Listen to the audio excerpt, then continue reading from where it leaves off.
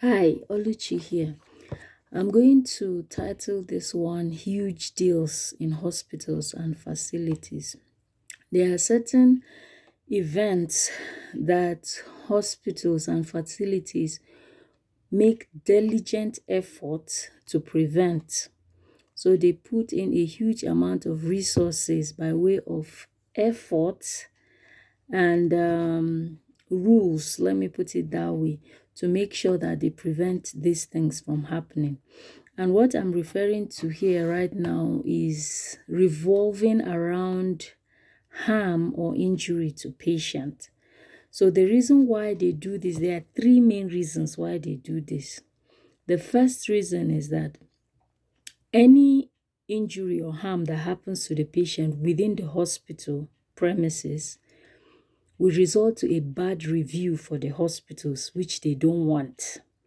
Number two is that, a majority of the hospital bills are paid by insurance companies, and insurance companies will not pay hospitals and facilities for whatever happened to the patient while the patient was being hospitalized. That's reason number two.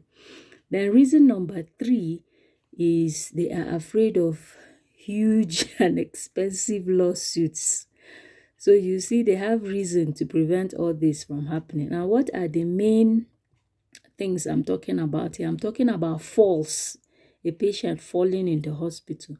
I'm talking about restraints, a patient on restraints getting harmed because of the restraints. And then another thing is any infection that the patient acquires in the hospital. For example, hospital-acquired pneumonia, CLABSI, which is central line associated bloodstream infection, and then COTI, which is catheter associated UTI, that's urinary tract infection. So anything at all that will make the patient come to harm within the hospital is an issue. So you see the nurse managers will always be on your neck. There's a lot of paperwork around it. There's a lot of attention on it just to make sure that it doesn't happen, just to make sure that they cut down on the numbers. Because one way or the other, it used to happen. So I'm going to talk about these things I listed in two videos. If I'm going to talk about two of them today, and then in subsequent video, I'll talk about the rest.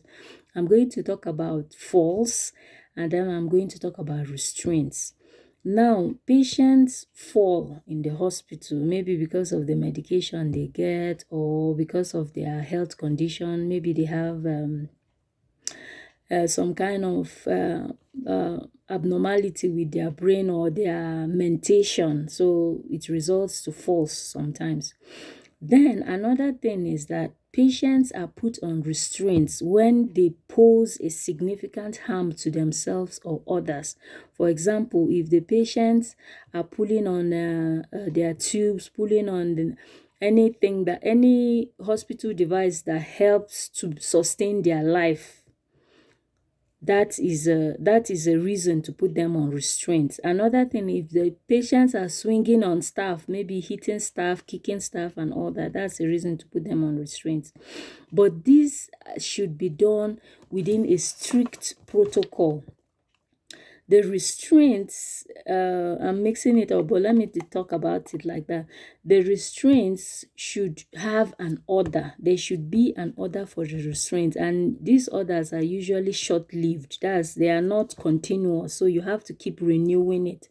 And the nurse should be vigilant to see that as soon as the patient needs to take off, the patient does not need the restraints anymore, it should be taken off.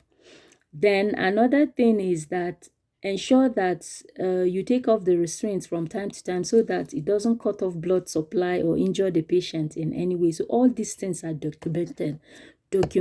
Documented. Very important. For the falls, there are preventative measures taken for the falls.